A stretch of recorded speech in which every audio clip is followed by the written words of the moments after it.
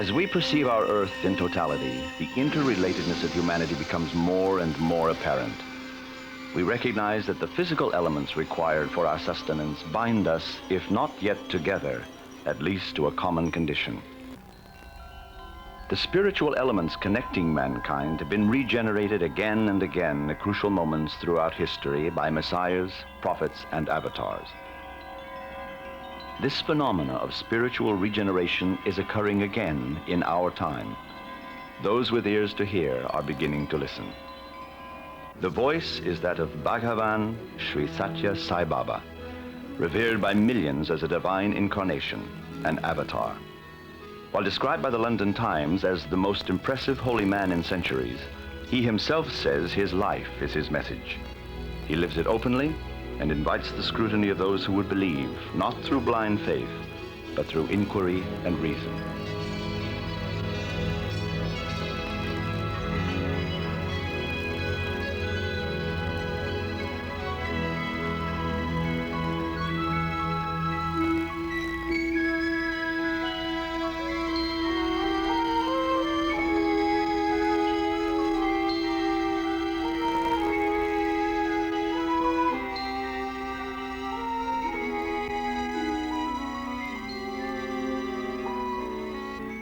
The South Indian village of Puttaparthi is nestled along the Chitravati River at the foot of a circle of barren hills 127 miles north of Bangalore. Puttaparthi is too small to be found on any map. It is miles from the nearest highway and approachable only over unpaved roads.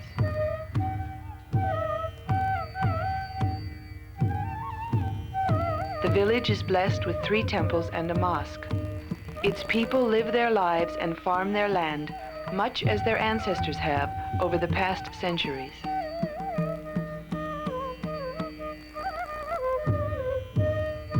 At sunrise on the morning of November 23rd, 1926, the prayers of a pious Hindu woman were answered when she gave birth to a son in a small house which formerly stood on this site.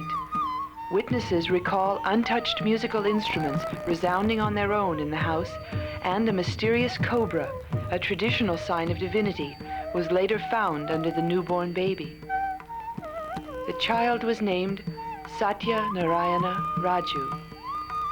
As he grew, it became apparent young Sathya, whose name means truth in Sanskrit, was different from other children. He was helpful to the villagers, doing work unselfishly. Called Guru by his playmates, he led them in devotional songs before school and fascinated and amused them by materializing candy, pencils, and playthings from an empty bag. The miraculous ability to create objects, transform matter, and heal the sick, which manifested spontaneously in the child, has continued for over 40 years to amaze all who experience it. In May of 1940, 13-year-old Sathya put aside his school books and announced to his startled family that he was the reincarnation of a holy man named Sai Baba of Shirdi. While unknown in the region around Puttaparthi, Sai Baba of Shirdi was revered in the north by Muslims and Hindus. He dressed like a Muslim, but wore ash on his forehead in the Hindu custom. He slept one night in a mosque, the next in a temple. At a time and place where religious rivalries had caused wars, he achieved peace and mutual respect between the faiths by his example. As he was dying, Sai Baba of Shirdi told his followers he would reincarnate in 8 years. 8 years later, Sathya Narayana was born. After revealing his identity in 1940, young Sathya told his parents he belonged with them no longer, explaining his devotees were calling and it was time for him to go. He left school in October of his 13th year and began to gather followers around him. At first, there were few disciples and he lived in comparative obscurity. As more and more began to recognize his exceptional nature, he said to them, "You have easy access to me now. A few years hence, you will have to get a glimpse of me standing miles away. There will be such crowds."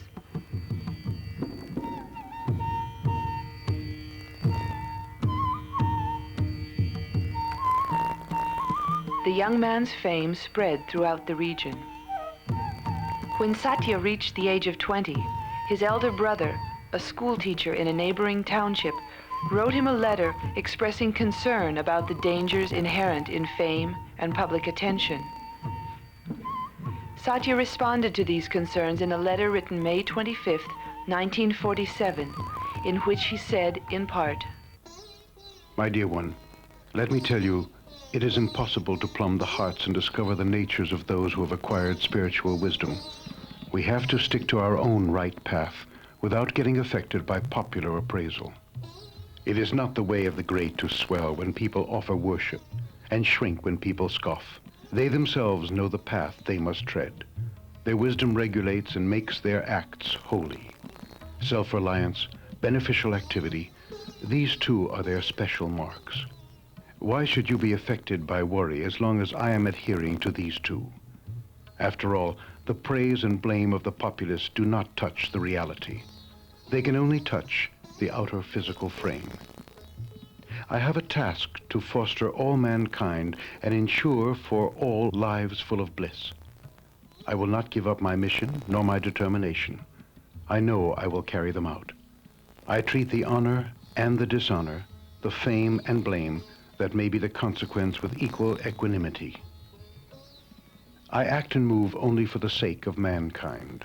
No one can comprehend my glory, whoever he is, whatever his method of inquiry, however long his attempt.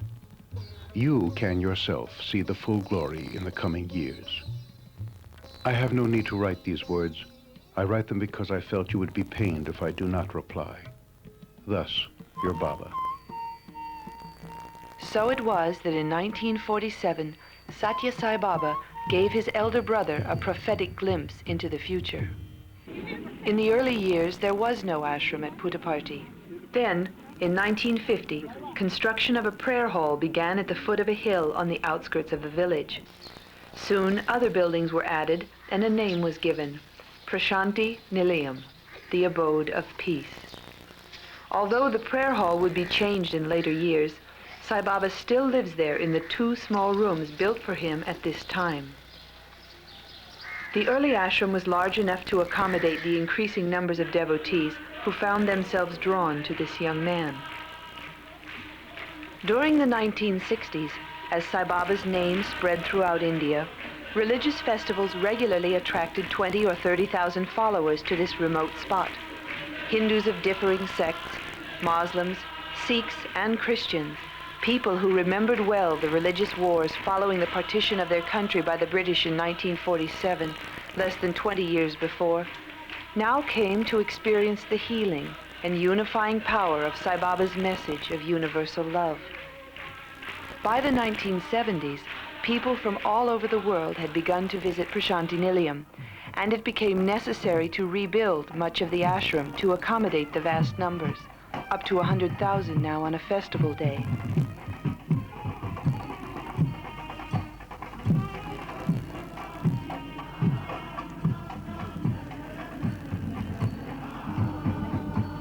The personal freedom of a carefree village boy gradually had become the confinement of one without privacy, watched constantly by devotees hoping for a look or a word, a willing captive of the love he inspired.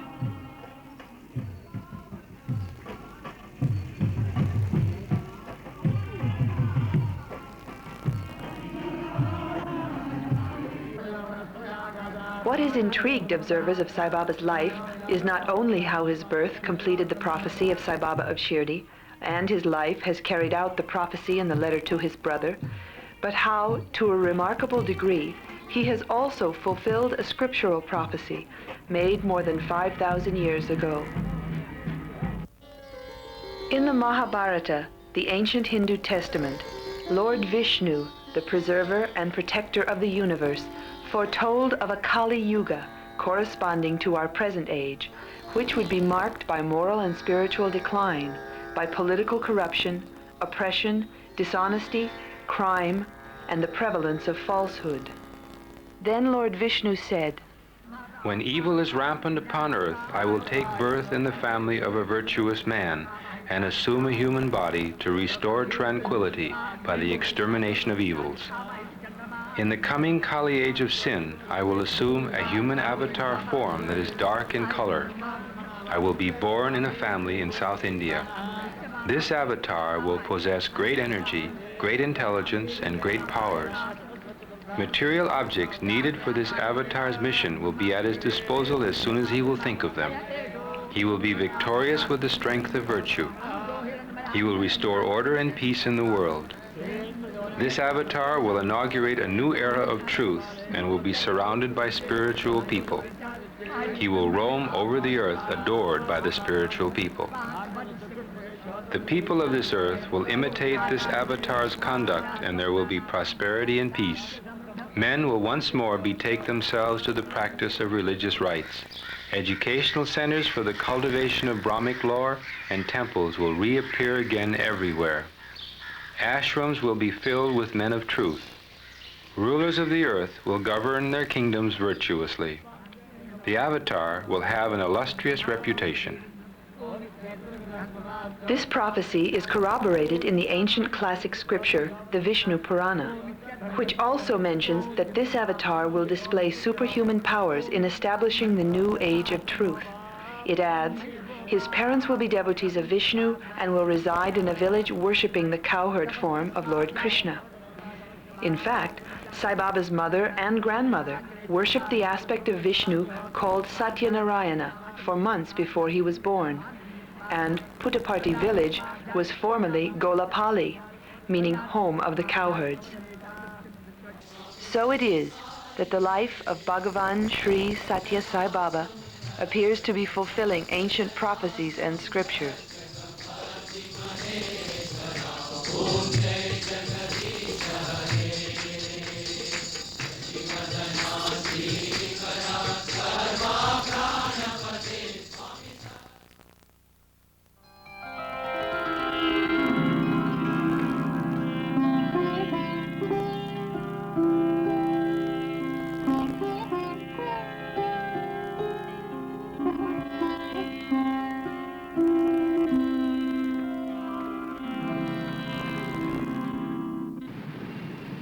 The city of Bombay is India, in fact the world in microcosm.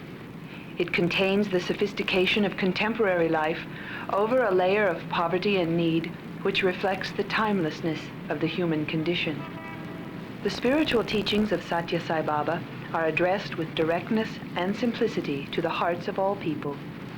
The difficulty lies not in understanding them, but in putting them into practice in daily life. In August of 1976, Sathya Sai Baba granted his first interview to a member of the press. The interviewer was R.K. Karanjia, editor-in-chief of a weekly magazine called Blitz, printed in Bombay with a circulation in the millions. The circumstances surrounding the interview are important in view of the spirit of inquiry with which Sai Baba encourages everyone to come to him. Karanjia was an avowed Marxist and considered himself a sophisticated atheist with no use or regard for the spiritual traditions of his country. Blitz magazine reflected his attitudes. His decision to travel to South India to visit Sai Baba was the result of a challenge made by a colleague who confronted Karanjia with the fact that it was inconsistent to consider himself an objective reporter when he had formed his opinions about Sathya Sai Baba without ever having seen or met him. Karanjia agreed and made plans to go to Sai Baba's ashram.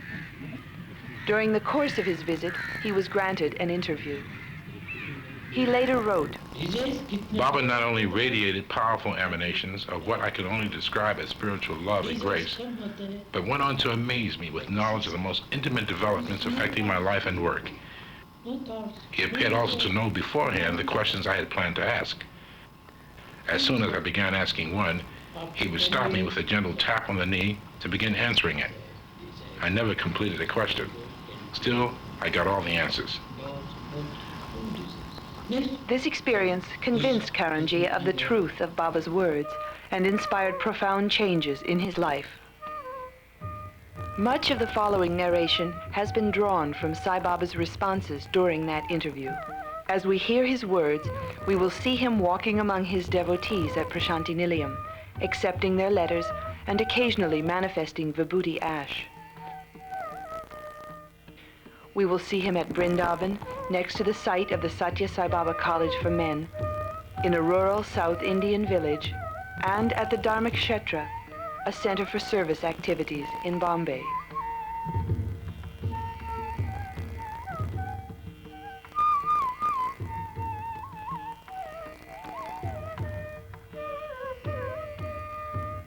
God is man and man is God.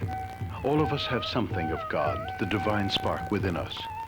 All men are divine like myself, but with a spirit embodied in human flesh and bone. The only difference is that they are unaware of this godhood. They have come into this karmic prison through the mistakes of many lives. I have taken this mortal form out of my own free will. They are bound to the body, while I am free of this bondage. The main difference is that they are shoved hither and thither by desire, but I have no desire except the Supreme One to make them desireless. Whenever strife, discord, and disharmony overwhelm the world, God incarnates in human form to show mankind the way to love, harmony, and peace. The avatar takes a human form and behaves in a human way so that humanity can feel kinship with divinity. At the same time, he rises to godly heights so that mankind also can aspire to reach God.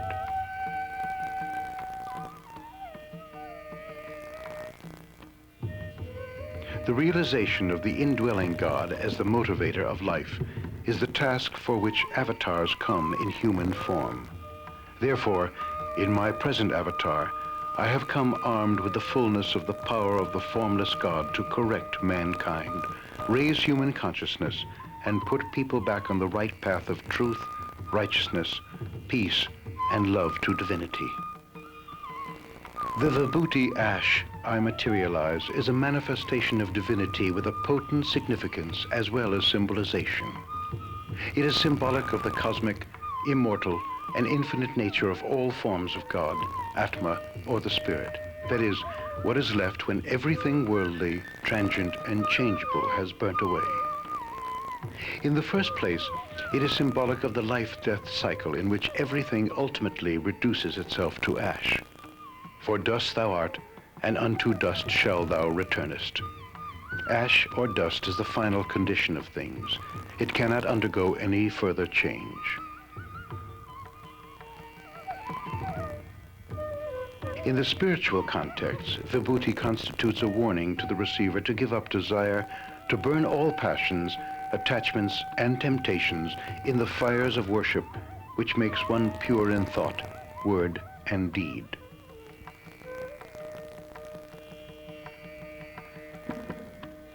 It is in order to press home this lesson that I materialize ash for those who come to me with love and devotion. Like the other materializations, it also acts as a talisman, healing the sick and giving protection to those who need it. It is a symbol of divinity, quite different from magic trickery. My powers to protect, heal, save people, and materialize objects originate in God and can be used only by an avatar.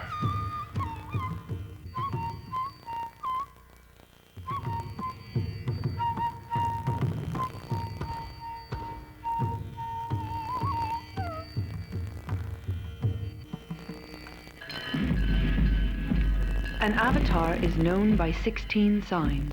The first 15 are control of the 5 functions of the body, control of the 5 senses of the body, and control of the 5 elements of nature.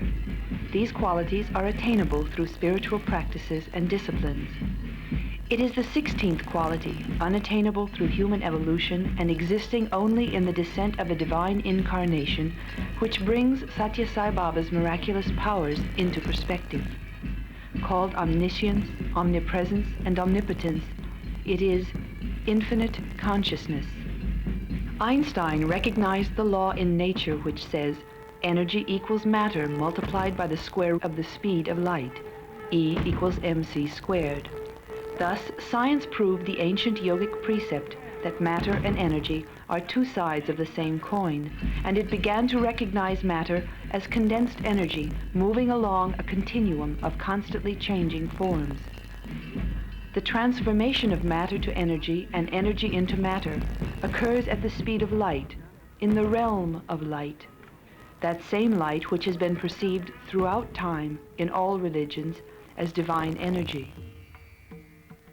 An avatar is able to materialize and dematerialize objects, to direct his awareness throughout the cosmos, to move with the speed of light, and use the power of light in his mission. Unencumbered by demands of the body or laws of nature, his consciousness is one with the primal energy of creation, and is, therefore, infinite. To one with infinite consciousness, free even from space and time, what may appear to us as miraculous is the simple interplay of primary forces.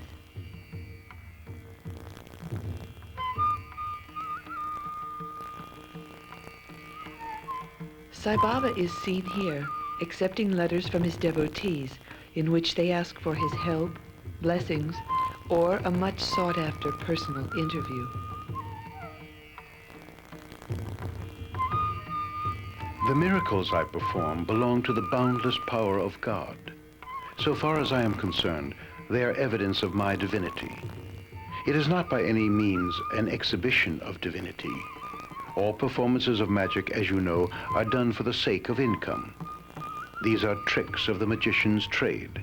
They constitute a kind of legalized cheating, the transfer of an object from one place to another by a trick of the hand which goes unnoticed. They involve no city or miraculous power. What I do is quite a different act of creation. It is neither magic, nor is it city power either. For one thing, I seek no return. For another, I do not cheat people by transferring objects, but I create them. Again, I do so not because of any need or desire of exhibition of my powers. For me, this is a kind of visiting card to convince people of my love for them and secure their devotion in return. Since love is formless, I use materialization as evidence of my love. It is merely a symbol.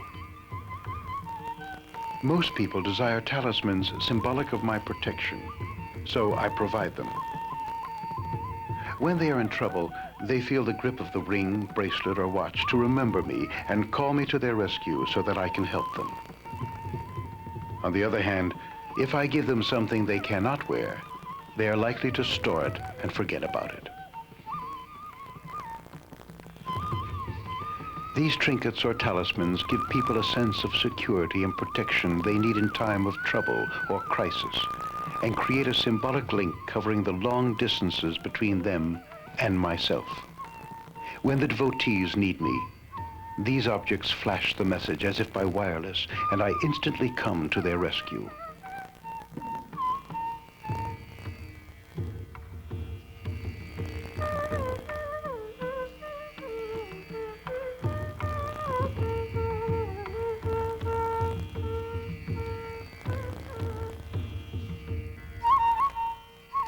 I can cure, save, even resurrect people provided they are in a spiritually receptive condition. It is like the positive and negative currents of electricity. My capacity to heal can be compared to the positive current. Your devotion to me is the negative current. Once the two come together, the devotion provides what is called the miracle of healing. It is man's mind that is really responsible for his illness or health. He himself is the cause or motivator of either. So when it comes to healing or curing, the necessary faith has to be created within his mind for the purpose. All I do is invest him with the confidence, will, and power to cure himself. It is my abounding love reciprocated by the intensity of the devotee's faith in me that produces the desired result. The godliness which is present in everybody in the form of a little spark exists in me as the full flame.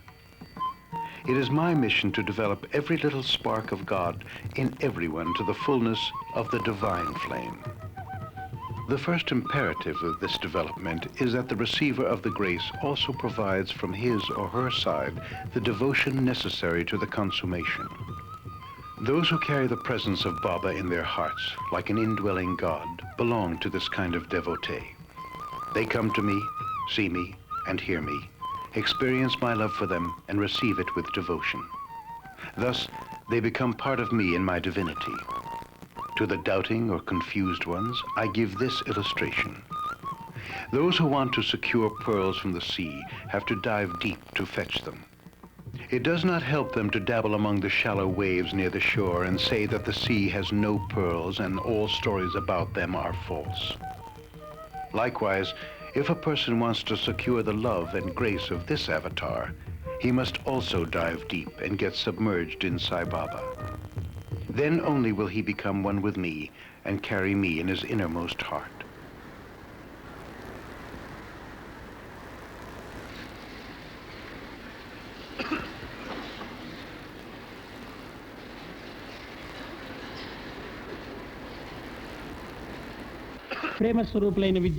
Today, evil is so widespread that humanity itself would be destroyed in a nuclear holocaust in the event of a world war. It is to prevent such a catastrophe that this avatar has come to raise human consciousness and save the world from disaster. There are two ways in which an avatar can help people avert calamities: an instant solution as against a long-term one. Any instant solution would go against the fundamental quality of nature itself, as well as the karmic law of cause and effect. Most people live in the material world of their desires and egos, which is governed by this law. They reap the fruits of their actions. This brings about their evolution or devolution. If the avatar intervenes to instantly solve their problems, it would stop all action, development, even evolution. This solution can be ruled out because it totally negates the natural laws. The other and more effective alternative presents a long-term solution whereby the avatar leads the people themselves to a higher level of consciousness to enable them to understand the truth of spiritual laws. This will relate them back to nature and the karmic law of causation. They would then transcend the cycle of cause and effect in which today they are involved as victims, and thereby command and control the natural forces to be able to avert calamities like earthquakes, floods, droughts, famine, and epidemics. If the avatar brings calamities to an immediate end, which I can and do, when there is a great need, the whole drama of creation with its karmic law will collapse. These calamities occur not because of what God has made of man, but really because of what man has made of man. Therefore, man has to be unmade and remade with his ego destroyed and replaced by a transcendent consciousness, so that he may rise above the karmic cycle to command nature and avert its calamities. This is the work of the avatar, which I am presently doing.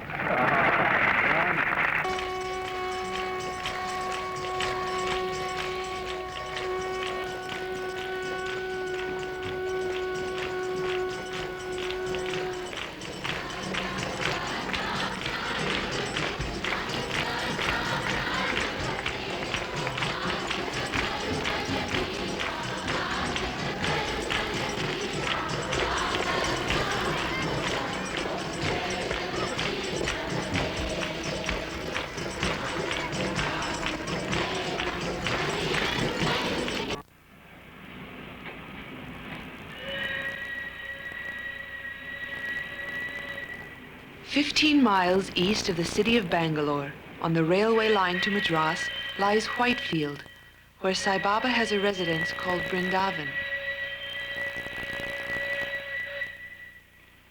Here at Brindavan, Sai Baba walks daily among those who gather on the grounds of the compound as he gives darshan, translated as the sight and presence of a holy man. This constant accessibility is a welcome surprise to those who come expecting a figure of such towering spirituality to be remote and somehow unapproachable.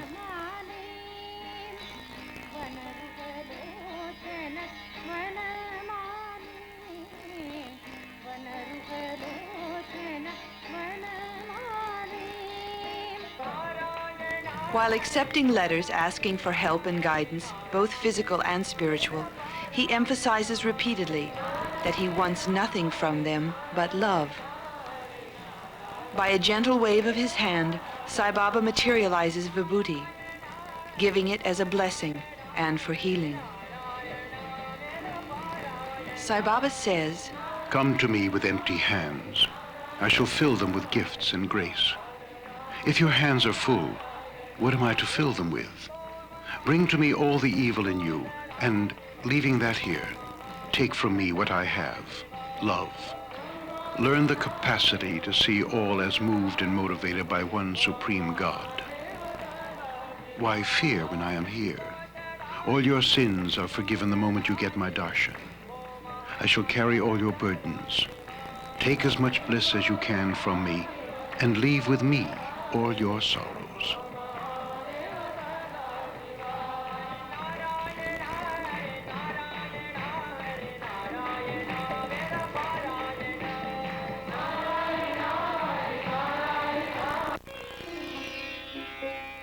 Adjacent to the residence is the Sathya Sai College of Arts, Science, and Commerce for Men. It is here that the nationwide education program, begun in the late 1960s, is flourishing. The construction of these schools and colleges is financed by a central educational trust established through the State Bank of India, which accepts contributions solely for this purpose. This college is the nucleus of a growing number of educational facilities throughout the country. In the years since opening, the Sai colleges have come to be acknowledged among India's finest. The students regularly rank predominantly in the yearly national achievement exams. Sai Baba's educational program is for future citizens who will live not as monastics or hermits, but as householders, conducting the affairs of the world. He sees the future of India tied to a renaissance in education. Much of his own time has been devoted to the establishment of elementary schools and colleges. These students will be able to take their places as future leaders of India, equipped to bring India's masses out of poverty and disease. The character of the children must be made strong and pure. Give them all the confidence and courage they need to become good, honest, self-reliant children. It is not enough if they learn something by which they can make a living. The manner of living is more important than the standard of living. At the inauguration of the College of Arts and Science for Women at Anantapur in 1971, Sai Baba said, "This is a college, an institution that imparts education and prepares the rising generation to be better women and better citizens. Education must open the eyes and enable them to recognize the one behind the many. When that one is known, the many can be known easily and clearly. Pursue the vast, the cosmic, the all-inclusive truth. Do not be satisfied with paltry, trivial scraps of information. Seek the knower behind the knowing process. That is the real victory."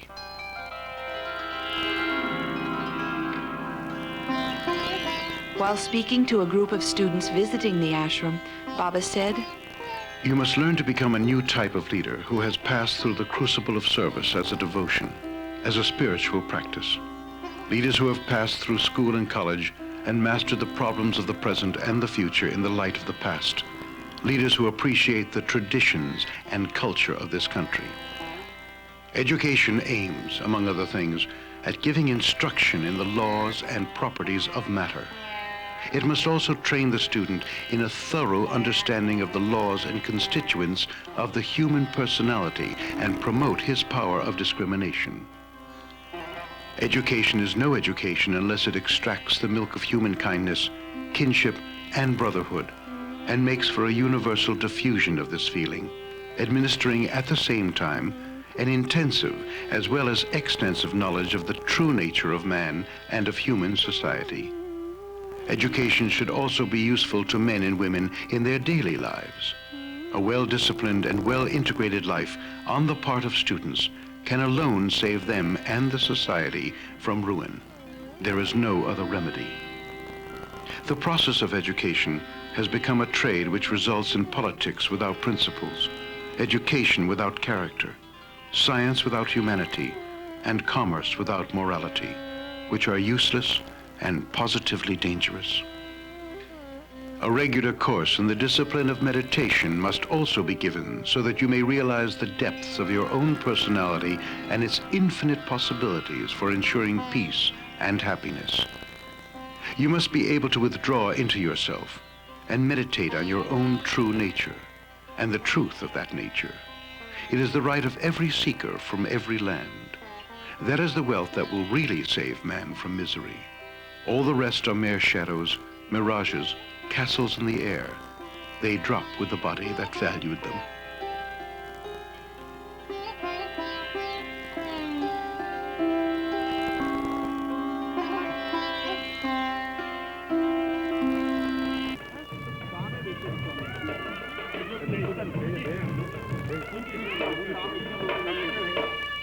Sai Baba often presides over the marriage ceremonies of devotees. Here, he materializes from his hand the sacred symbolic thread as part of the ceremony. Before getting married, each of your love was separate. Now, all of your love will come together and blossom for the better. Marriage means your life, not just a few days, weeks, or years. God has created this union of marriage. It is for self-control that two individuals get married. It is to kill the ego that two souls are brought together so they can learn to adjust to one another and forget their egos. The most important thing is understanding. Then adjustment becomes something very easy later on.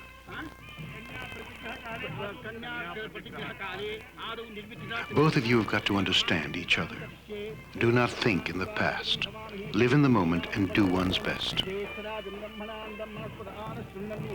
This is a sacred bond, and it is a promise you are making to each other because wife is half of husband and husband is half of the wife. Half plus half is not two but one. Before marriage, you were an individual I. Now you are not I but we. In all difficulties, all joy, all sorrow, and in all the pleasures of life, you are not individualized.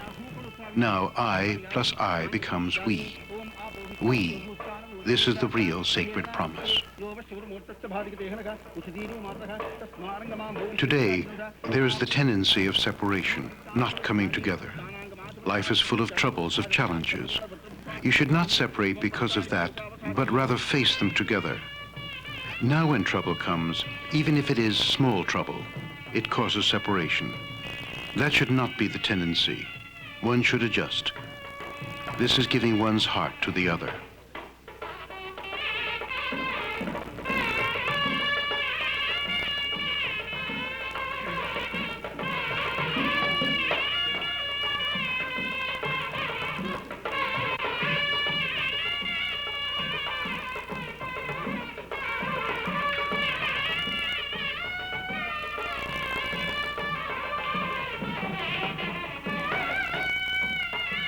Love and not lust is the essence of happy life.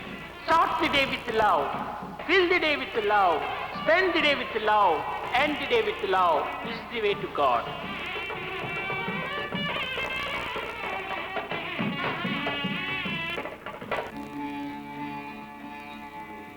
Sai Baba repeatedly emphasizes the unity underlying the religions of the world. Let the different faiths exist. Let them flourish. Let the glory of God be sung in all the languages in a variety of tunes. That should be the ideal.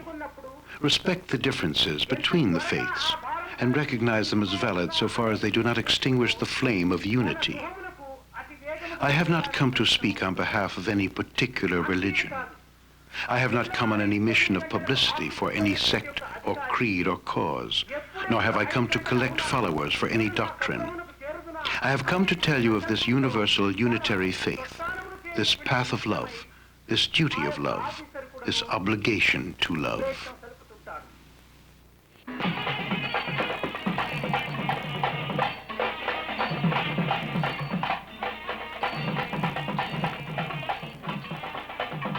A number of spiritual festivals are celebrated at the ashram. This parade, from Prashanti Nilayam to nearby Puttaparthi, complete with musicians and a visiting troupe of performers, marks the installation of silver images of Vishnu and Shiva in the village.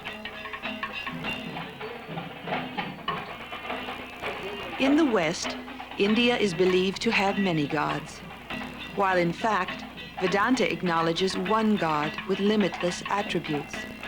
The qualities, when singled out for reverence or praise, are given individual names and forms.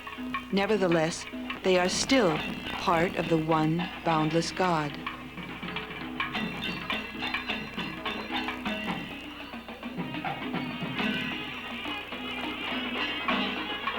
The image of Vishnu, the Lord as preserver and protector, who is all-pervading, who incarnates in succeeding ages to protect the righteous and uplift the fallen. And Shiva, the aspect of God engaged in the emergence, disintegration, and destruction of the universe.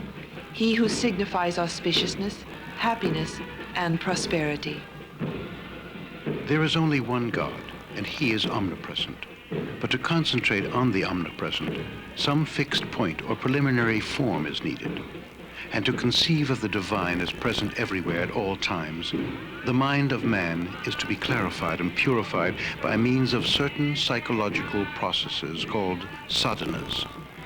This is the reason why not only among the followers of Hinduism, but even among Christians and Buddhists, regular rituals are prescribed for the worship of images of God. Cynics question the validity of the type of adoration and say it will only confirm faith in a superstition. Can God be a stone or a piece of paper, they ask? This attitude is not correct. By adhering to the traditionally laid down ritual worship, many aspirants have attained the vision of the omnipresent and stayed in that incommunicable bliss. The omnipresent is not absent in the icon or the picture. We do not reduce God and shut him up in a stone image. We affirm and realize that he is in the icon also. We raise the image to the dimensions of the absolute. We expand the picture far beyond its frame, and through the processes of sadhana, we become aware that the picture too can be made a tool for the mind to escape from its limitations.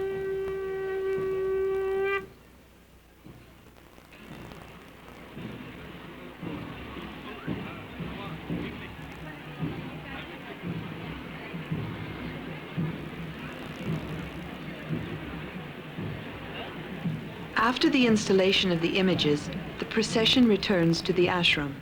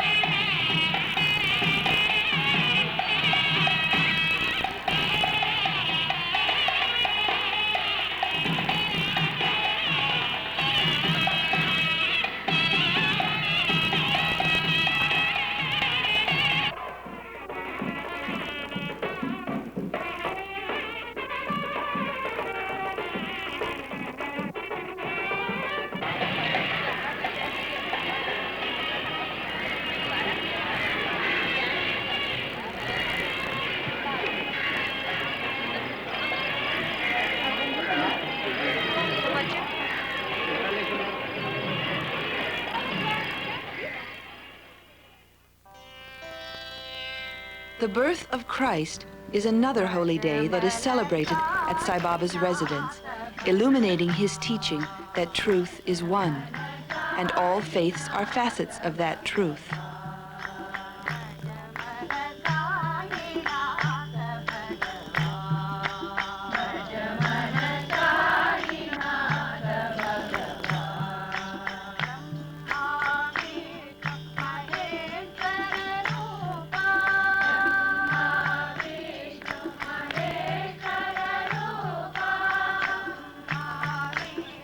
Christianity and Hinduism share the imagery of the Lord tending his human flock. Jesus Christ as the herder of the sheep of Israel, and Lord Krishna as the cowherd boy of Vrindavan. It was during one such Christmas celebration that Sai Baba spoke about Christ. Jesus was a master born with a purpose, the mission of restoring love, charity, and compassion in the heart of man. He had no attachment to the self. He never paid heed to sorrow or pain, joy or gain. He had a heart that responded to the call of anguish, the cry for peace and brotherhood. He went about the land preaching the lesson of love and poured out his life as a libation in the sacrifice to humanity. He searched for the divine in the objective world in nature. But he soon realized that nature is a kaleidoscope picture created by one's own imagination, and sought God within himself. Here in India, his stay in the Himalayan monasteries brought him greater success. From the attitude of being a messenger of God, he declared that he was the Son of God. Later, as the Atma consciousness became stabilized, Jesus could declare, "I and my Father are one."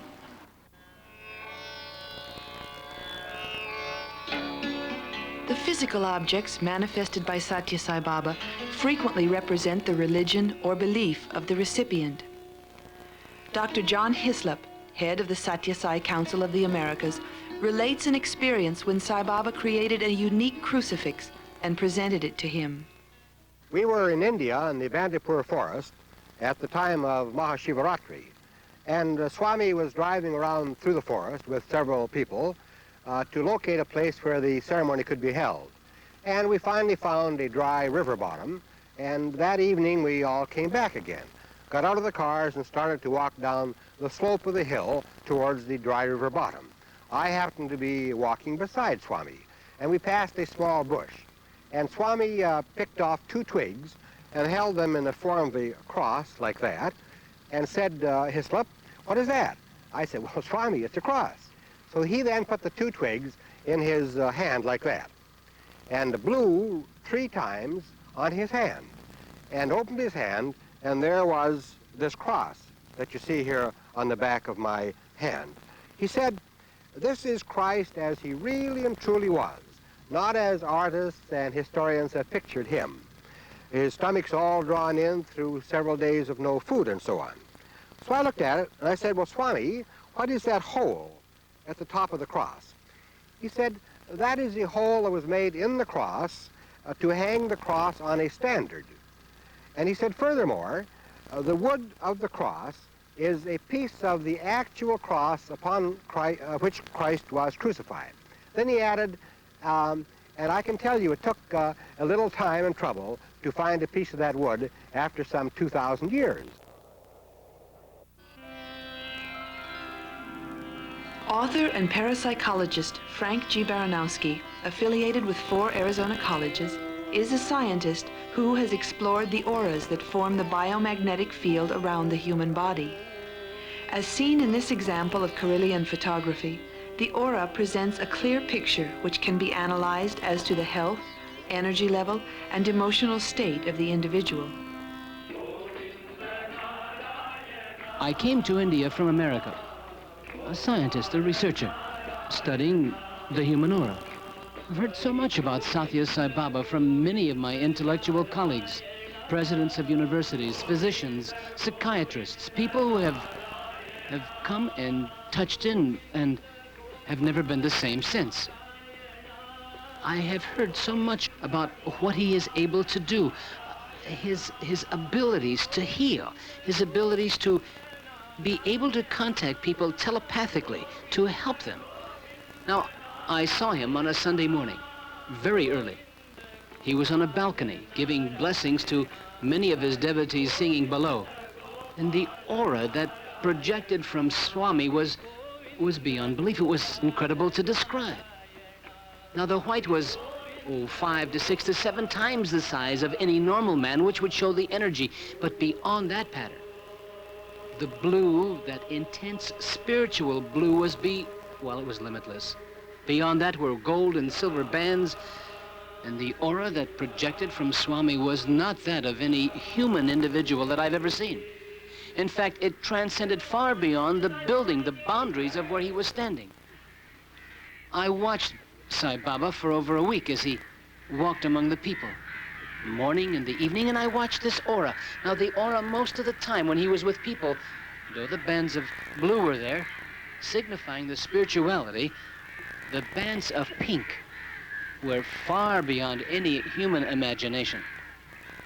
Pink to a researcher shows a limitless, selfless love. And I watched as he walked up to people and sometimes touched them. And the amazing thing is you could watch the negativity in their aura suddenly come to life with positive feelings as he touched them. And as he walked away, part of his aura, part of his energy had mingled with theirs. His energy seems to be, well, it's endless. He never seems to tire. I watched him as he walked to a little girl in a wheelchair and tickled her. I was astounded at the aura of love that was well around them. Now, it seems that the aura that emanates from Swami definitely shows his love for people. I've met, as I say, a lot of these holy men, but none of them have made themselves as available as he does for his people. I'm risking my reputation as I make this statement, but 2 days ago, I looked into the eyes of Sai Baba. And they have a glow inside them that I've not seen in anyone else's. It was clear to me beyond any shadow of a doubt that I have looked into the face of divinity. In my estimation, Sai Baba is exactly what he appears to be, what he wants you to be, and what he tells you to be. Love. And that's what he is. Just love.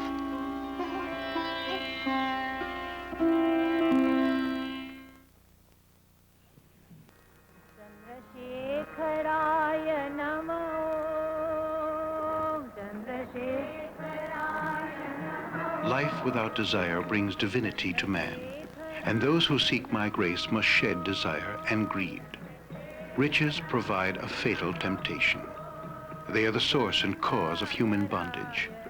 The desire to raise the standard of life can never be satisfied. It leads to multiplication of wants and consequent troubles and frustrations.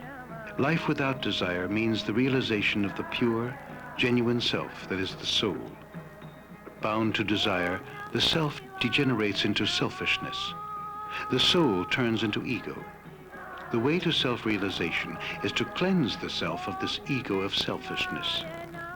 Then you reach a state of consciousness beyond the mind or intellect, revealing the true self that is God. The mind is like a cloth that covers and stifles consciousness, the threads of which are desires. If we give up the desires, the threads fall and the cloth disappears, revealing our true nature. This is what Vedanta means, but it enjoins one must get rid of the ego to realize oneself. One has, therefore, to rise beyond the mind to consciousness to achieve self-realization. To gain the infinite, universal soul, the embodied self must break out of the puny, finite little prison of individuality. Desire belongs to the senses, the brain, the mind. Once you become free of it, you realize the self, Atma, consciousness, enlightenment, and become one with the cosmic power. Self-realization is God-realization. Thus man reaches God.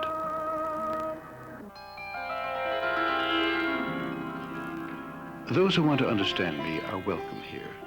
It is the spirit of the investigation that is important. I do not call people here so they may bow to a god. I want them to come, see, hear, study, observe, experience, and realize Baba. Then only will they understand me and appreciate the avatar.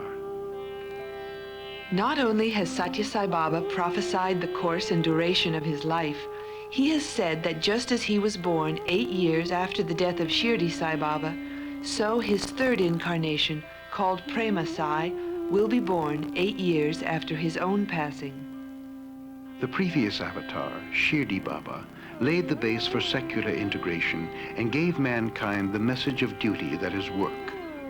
The mission of the present avatar is to make everyone realize that since the same God or divinity resides in everyone, people should respect, love, and help each other irrespective of caste, color, or creed. Thus, every work can become an act of worship. Finally, Prema Sai, the third avatar, shall promote the message that not only does God reside in everyone, but everyone himself is God. That will be the final wisdom which will enable every man and woman to rise to be God.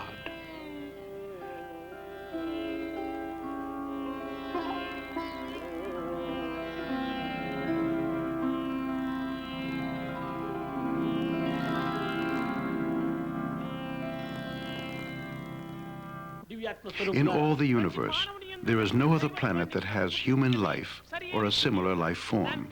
Human life is very sacred and must be appreciated as having the highest value. All life may aspire to human birth, but only through the human birth may God be realized. Here and now is the opportunity to realize the absolute goal of life. The purpose of this triple incarnation is to unite all mankind into one family with the establishment of the divinity, that is, the Atmic reality, in every man and woman, which is the basis on which the entire cosmic design rests. Once this is realized, the common divine heritage that binds man to man and man to God will become apparent, and love shall prevail as the guiding light of the universe. There is only one caste of humanity. There is only one religion of love. There is only one God, He is omnipresent.